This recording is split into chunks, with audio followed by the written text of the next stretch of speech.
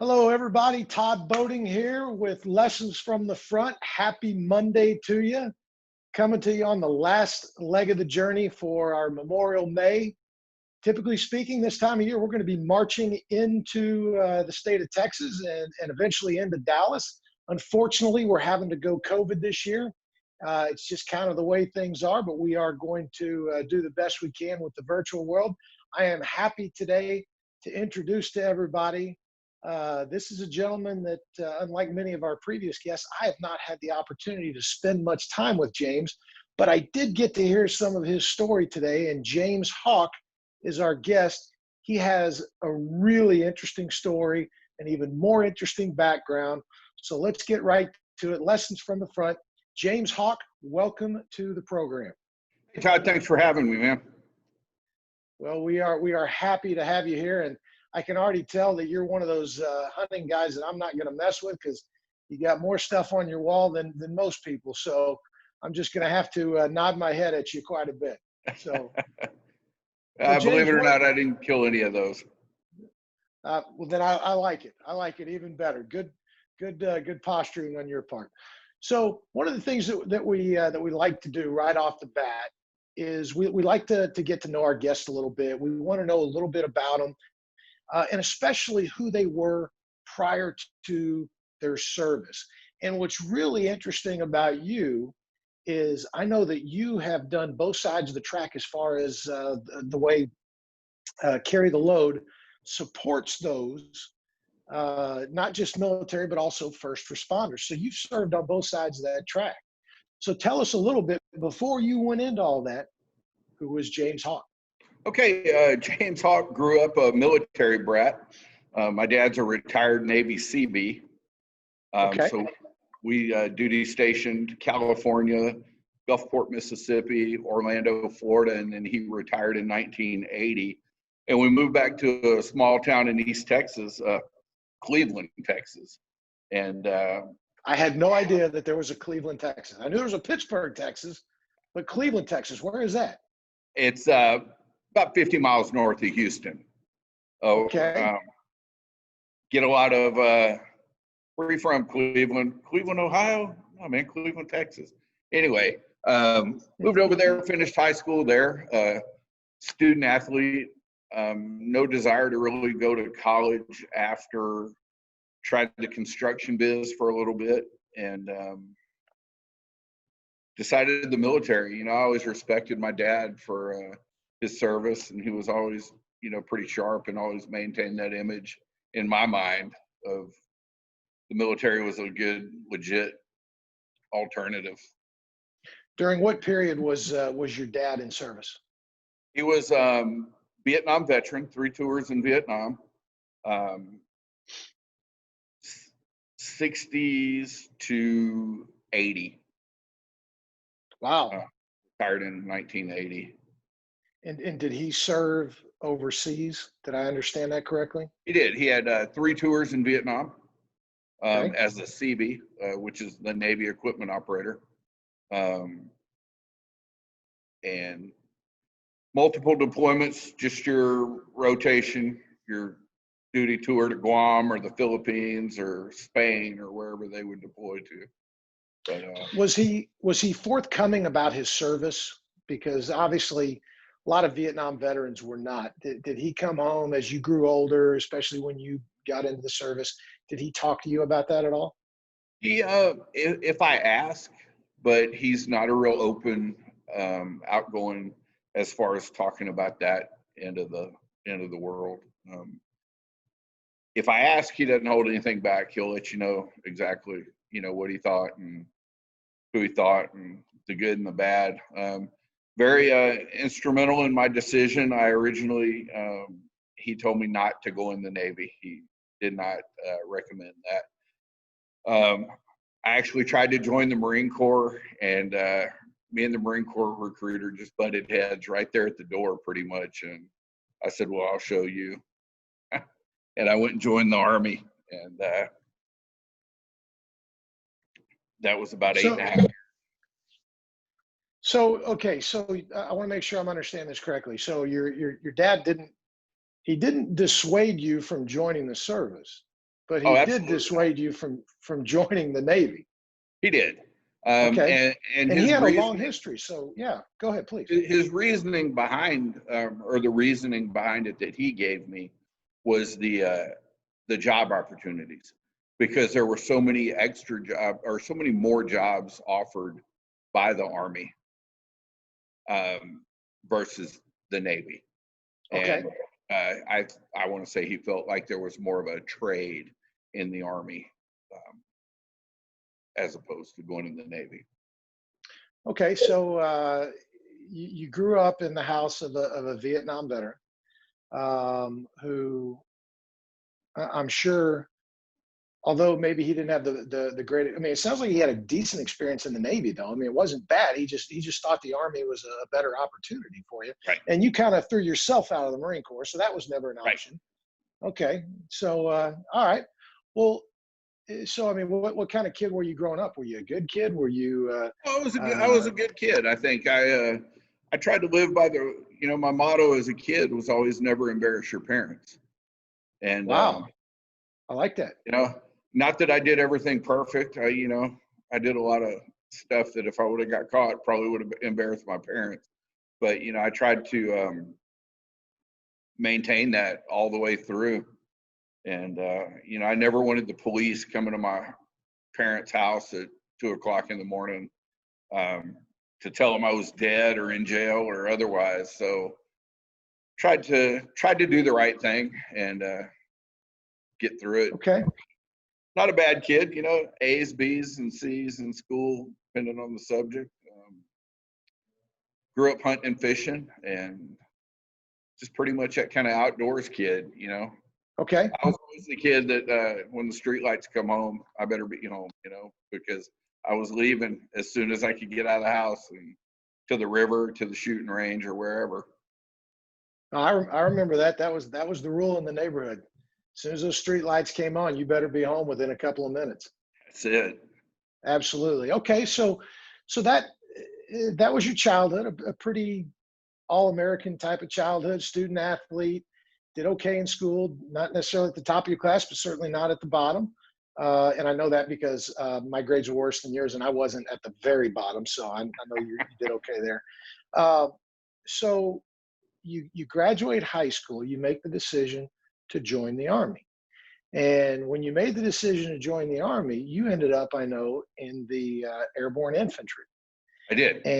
And so what was it? I mean, did you just happen? I mean, that's where they had a need, they had a quota there and you filled Right. it, or is that something you sought? Well, I went to see the movie Rambo, and the scene in Rambo where Colonel Troutman goes to get Rambo out of the woods, and the whole dress greens, the blouse boots, the beret. I thought, man, that's pretty sharp. And my dad said, well, those are airborne guys, special forces, airborne ranger guys, and you're gonna have to jump out of planes if that's what you want to do.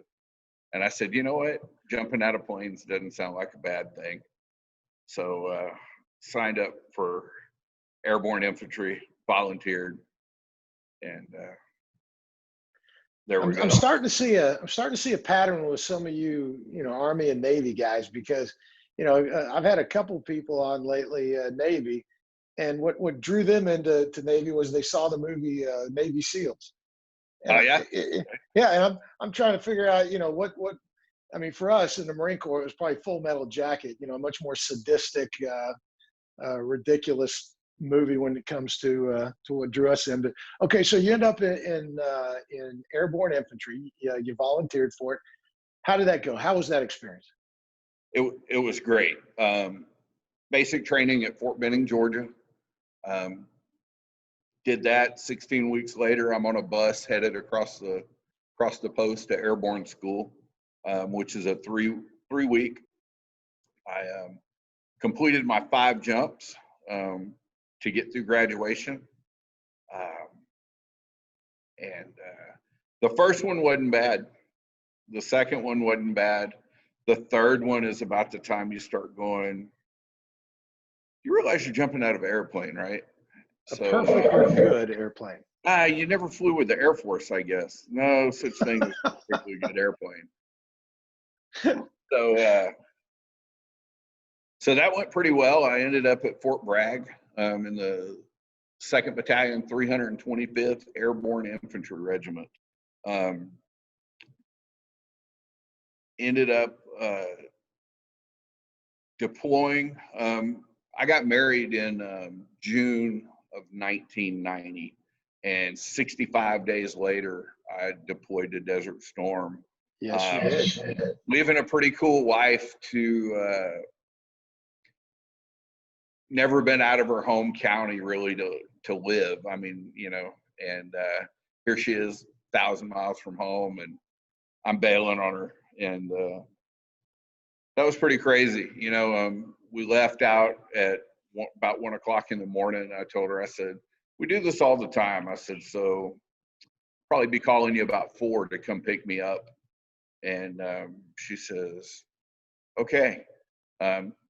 Next time they heard from me was a letter from Spain when we landed there. And then on, I think we finally got telephone service about November maybe, and it was still the old payphone situation. So, you know, that in and of itself is an aspect of the military service that so few people even think about. right. And you know, we talk, you know, in the Marine Corps, we used to have a saying: if you think it's tough being a Marine, try being a Marine's wife. And obviously, the same can be said, you know, for either spouse, any branch. You know what you're going to do. You're trained to go do what you do. That's not a comfortable feeling for the home front.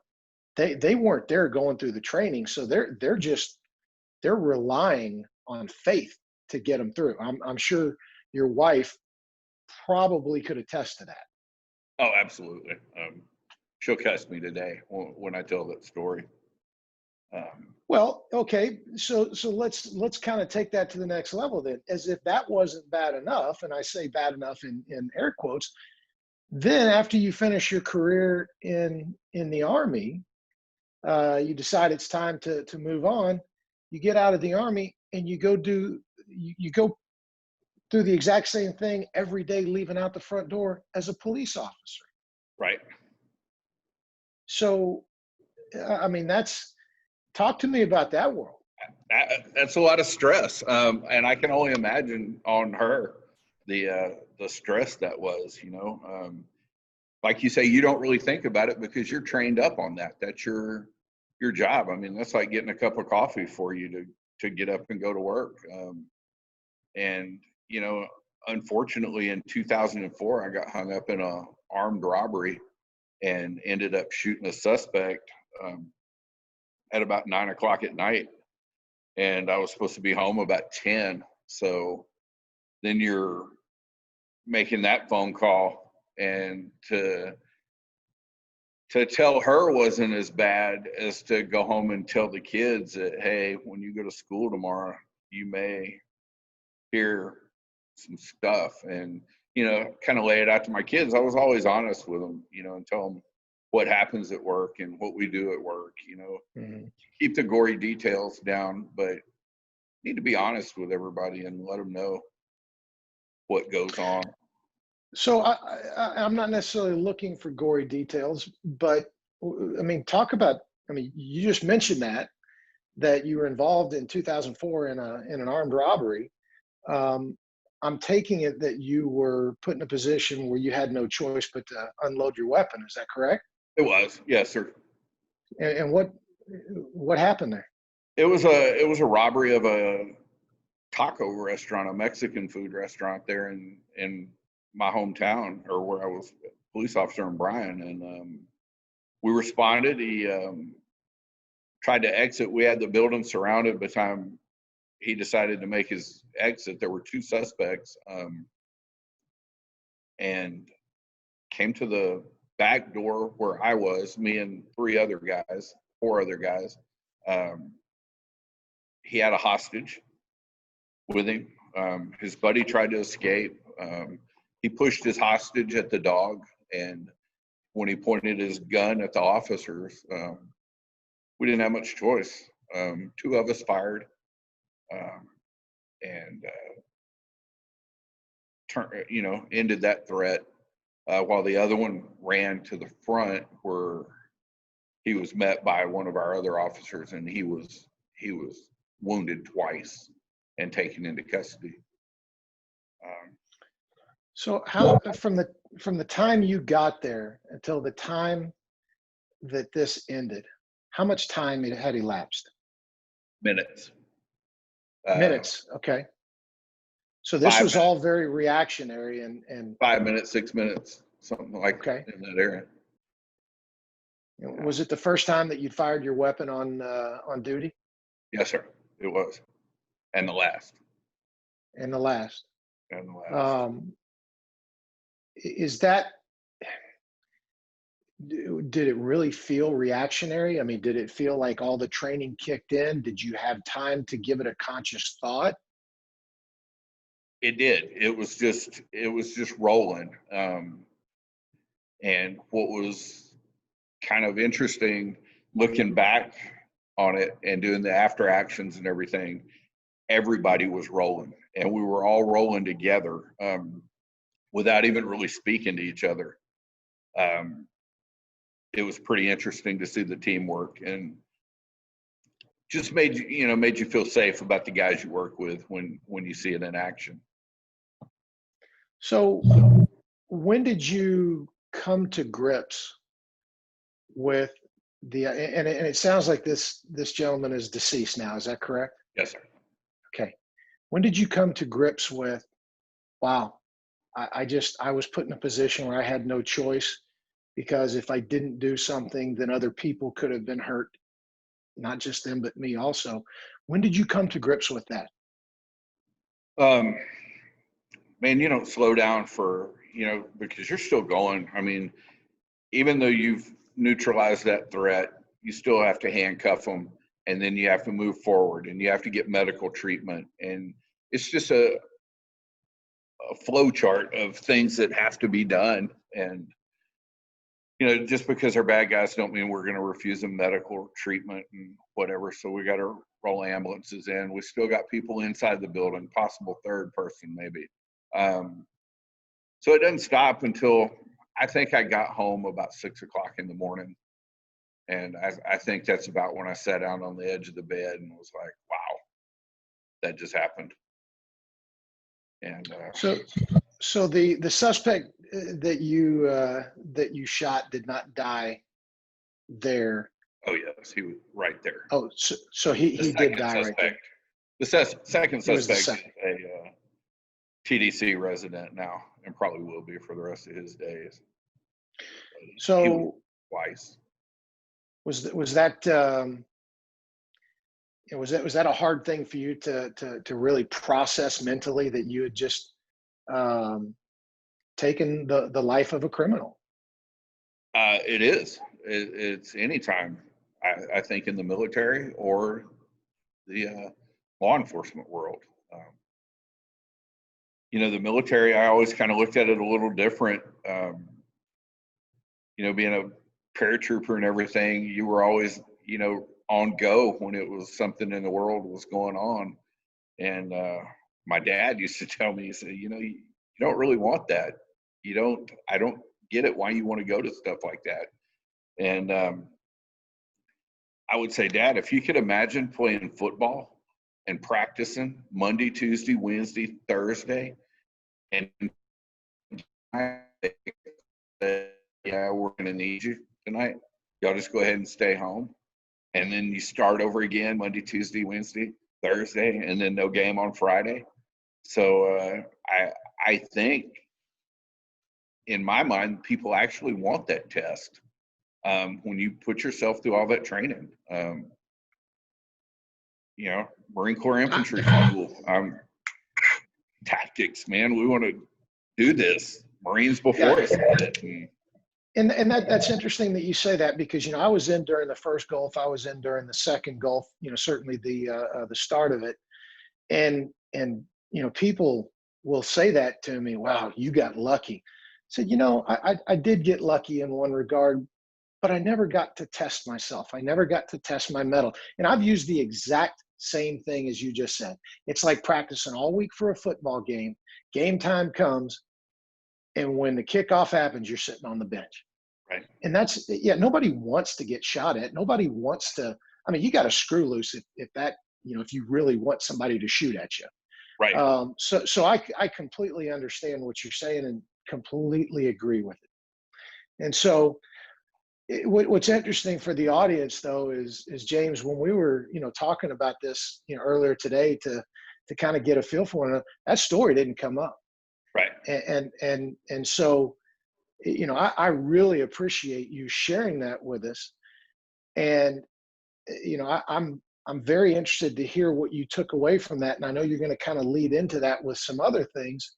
But the story that you actually told me initially, which I'd love for you to share with everyone, is how you really got into your continued service after serving the community as a police officer and the country as a soldier. And that is through your efforts with Trinity Oaks. What was it that led you into your service with Trinity Oaks? Well, I met a guy named Garrett George, and I saw Garrett's shirt and it said Trinity Oaks, and I was like, man, what is that? Some kind of rehab, landscaping? What you got going on there? And he's like, no, man, we're a nonprofit, and we make lives different. We're a life-changing organization. And I'm like, well, tell me more. And introduced me to a family that had just recently lost their son that we had taken on one of our dream trips. And I was like, man, this is pretty cool. I said, if I can ever help, let me know. And here's my card. Well, that meeting was in San Antonio. And I went back to Bryan, Texas, and Garrett called me, and we visited back and forth several times, over a couple of weeks. And then he called me and he said, hey, man, he says, I need you to help me out. You're a police officer, right? And I said, yeah. And he says, well, do you think you could set up a police escort for us? And I'm like, yeah, I'm a police officer. Open my mouth really wide, put my foot in it. And I said, where are you talking about going? And he says, well, it's from the south county line of Bexar County to Port Mansfield. Didn't really know where Port Mansfield was. I pulled out an old school atlas that I used to keep under my couch, and I looked while I had him on the phone, and I realized that Port Mansfield was 7 counties away from where he wanted to start. I called a friend of mine out of DPS, and they said, man, we don't do those escorts. I'll be glad to station my troopers along the route with their lights on, and they can salute as these veterans go by. And keep in mind, we had veterans from Vietnam to Afghanistan with us. Great bunch of guys. And he said, let me give you a number. So I call and I talk to Craig Thomas at Atascosa County, and he says, all of my guys are veterans. We wouldn't miss this for the world. And I said, thank you very much. And he said, let me call the next guy. And it snowballed from there. I would call the next guy, and he'd say, yeah, Craig just got off the phone, and we're going to do it. And that went all the way to Kennedy County, which was the next to the last county, and we were 4 miles into the next county. I didn't think I'd need one there. And about halfway down there, we're in Robstown getting gas, and the chief deputy at Kennedy County calls, and he says, his name is Captain Kirk, by the way, which is pretty cool. And calls and says, can y'all stop at Sarita at the checkpoint and exit off? And I said, well, not really my show, but maybe. What do you got? And he goes, well, really good friends with the guy that owns the Subway sandwich shop here in town, and he wants to donate sandwiches to everybody. Now, keep in mind, we're talking 50 Patriot Guard motorcycle riders, Trinity Oaks staff, hunters, some videographers. There's about 100 people in this convoy. And he said, that's fine. He doesn't care. I said, then we're coming. Get ready. And he had a deputy bring us down the ramp. And as we did, there was an elementary school right there. And he had about 150 teachers and kids out there with flags and signs that said, thank you for your service and all of this. And I got 2 Vietnam veterans in the back of my car, bawling like little girls, man. They're crying hard. And we pull up and we just take over this intersection. And everybody comes up and thanks the Trinity Oak guys and thanks the motorcycle guys, but they're just like pushing us to the side to get to these veterans. And they bring these guys into the center of the intersection, and it is all about them while we eat our sandwiches. And we're just kind of on the peripheral, you know. And we get finished, and by that time the sheriff had showed up, and he asked me, he said, do you have an escort in the next county? And I said, no, we're just a couple, 3 or 4 miles in. And he goes, you don't have anything to worry about. My guys are going to take you all the way. So on we went, you know, and that was about a 4-day hunt. And we did that and had a great time, man. I was just a volunteer, no, nothing. It's all about these guys. And, you know, each night we would put something on their bunk, a different, you know, a set of camouflage, a scope, whatever. And we finished it all off with a huge meal, and we presented these guys with rifles. And I thought, man, this is it. I need to be a part of this. And So you were actually just brought in initially at that point to help escort these gentlemen Right. that Trinity Oaks was focusing on. right. Little did you know that the emotion of that was going to pull you in as well. Is that Right. what I'm hearing? Absolutely, 100%. And so we're going to end that part of the story right there and go back to December 2nd, 2000. Very dear friend of mine, fellow Bryan police officer. He was one of my field training officers. He was my hunting buddy. Our kids played together. We ate dinner at each other's house. That, you know, that relationship. We lost Mark on a police motorcycle accident, going to do a funeral escort for a veteran. Accident, but tragic nonetheless. And Mark left behind a 7-year-old boy named Forrest and a daughter that was 9, Katie. And you know, it really hit home. We're a small department. We were probably 120 guys at the time, guys and girls. And that hit really hard, you know, because we were all friends, you know, 120, we're still close enough. And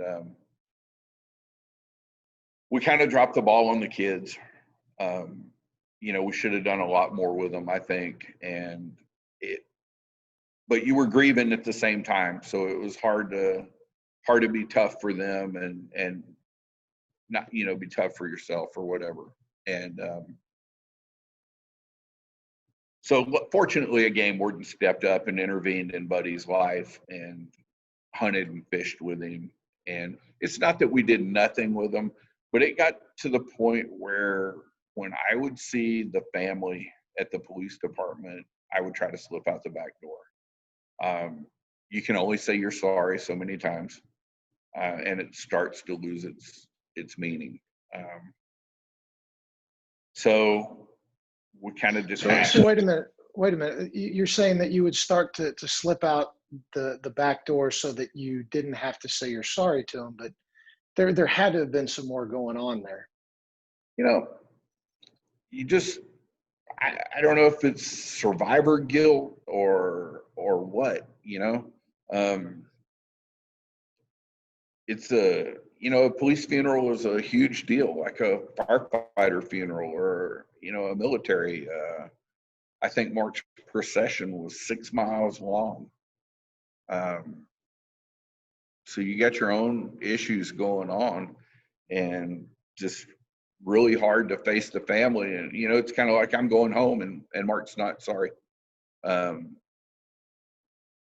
So by us dropping the ball like that, now I'm going to rewind and go back to our veteran hunt. And on the way home, I was like, there's got to be a way to tie this Trinity Oaks into some law enforcement. Greedy, everybody wants to, for their people and their tribe. And so I stopped and bought a notebook on the way home, and I started making notes on this plan to do something with law enforcement. And I came up with the Star Kids program. Got some of my guys that worked at Hunt and Fish, got them to help me tweak a few things. And I wanted to stay involved with Trinity Oaks. And I didn't want to run in there, day 2 and go, hey, look what I got. So I just kept working on it and trying to tweak it and make it perfect. And in December. So the Star Kids program specifically is what? It's obviously geared towards this fallen officer's children, or at least what happened with them being left behind. Right. So what is the concept of Star Kids for everybody watching? So with the Star Kids program, what we do is we pair the son or daughter of a fallen first responder, ages 10 to 18, with a mentor. Usually that mentor is from their department. It's somebody that dad knew or mom knew. And there's a really good chance the kid knew this person as well. We take them hunting, various locations. One of the locations is here on our ranch. At the end of the hunt, we provide these kids with their equipment.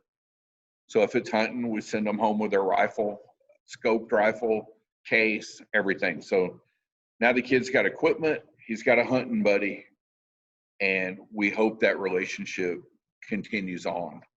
And they don't need us as much, that they can go on. And it's super good. The guys, I've had some incredible stories that guy officers that come with these kids, and they just break down and they go, wow, I didn't know, and now here I am. And I'm not going to drop a bunch of names and stuff, but one of the last groups I had was a DPS trooper that had been killed, shot and killed, and the guy that brought his daughter was the first trooper on scene. So he was there, and now he's with this trooper's daughter, and they're hunting and they're bonding, and now he wants to take her to his hunting lease, and that's what we're going for. So it's working. So the idea then is for when these young boys and girls lose their parent, right? You're essentially creating a big brothers and big sisters type world, but with as close to their father or mother that you can. Absolutely. Because that is awesome. Absolutely. That is awesome. Yeah, I mean, I know that it's been a very successful program. Trinity Oaks has been a great partner for the last few years of Carry the Load. We're tickled that you guys have really embraced this. You mentioned Garrett earlier. I think he's done a great job in his role as ambassador. Right. I mean, just couldn't say enough positive things. And I mean, you continue to serve. You've retired from the police force. You were in the Army, and now you're continuing to serve those who you served alongside in some capacity. Man, James, that is a phenomenal American story. And Well, I don't say that lightly. I mean, it's what it says to me is how good of people we have in this country. And because there are some like you out there, and I know there are a lot more that we don't even know about. So I can't thank you enough for sharing your story, especially about your your time in law enforcement. I mean, that's I'm sure that was a very difficult thing to deal with. Yeah, absolutely. It was. So, well, I really, I mean, is there anything more you want to tell us about your time in service, about your time with Trinity Oaks? Because you've given me some really good things to think about. Well, I enjoyed every bit of it. I love my military time. I'm very pro anybody military. My son is serving right now. Ah, He is where is your son serving? he is in the Army, and he Okay.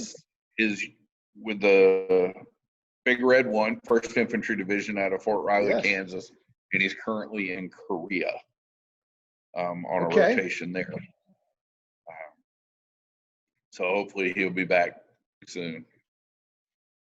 Wow. So you guys continue to serve. So you're on your third generation now in the family. Yeah, my grandfather, um, Oh, okay. Your my grandfather. dad. So how many generations does it go back then? That goes back to my grandfather. He Okay. was an immigrant from Germany to the States at about 12 or 13, I guess. And so So my grandfather, when did he serve? World War II. So your grandfather served in World War II as a German immigrant in the American Army. Right. Wow. That had to have been a story growing up. Uh, That's pretty interesting. yeah. So one of the things I like to ask people, James, is what does it mean to you? We there's a phrase we like to throw out at Carry the Load, and it's called "Be the Flag." What does that mean to you? Wow. I think you should always stand up for this country. Whether you agree or disagree, it's ours and it's what we got, and we should wave it really, really proud. Um, that's what I think. I think that's as simply put as you can, but yet as meaningful as I could expect. Stay, whether you like everything or not, whether you agree with everything or not, That's it. It's stand still proud yours. and wave the flag. It's still That's it. yours. It's what you got. So, James, we're at that point where I want you to tell us who you're carrying this year. Man, it's been a rough year for law enforcement, and I'm carrying the 78 police officers that lost their lives this year so far. That's it's almost one every 3 days, I guess. One every 2 days, one every 3 days. That's an incredible number. I was not aware of that. One every 3 days. Right now, 78 is our total this year so far. It's still rolling. Well, I appreciate you sharing that with us, James. It's been great talking to you. I mean, when we talk about lessons from the front, you certainly were right there on the front on a couple of different occasions. We thank you for your service. We appreciate your continued service. And thank you very much for giving us your time today. Thank you for making me part of a very classy group. You've had some really good guests on here, and I'm honored to be one of them. Well, it was easy. It was easy. Thanks, James. And who are And you for all carrying? you out there, well, I'm going to tell you right now, James. I I want to appreciate know. you keeping me honest. So for everybody out there, before I tell you who I'm carrying, I want to remind you that tomorrow night we're going to have from the Travis Manion Foundation.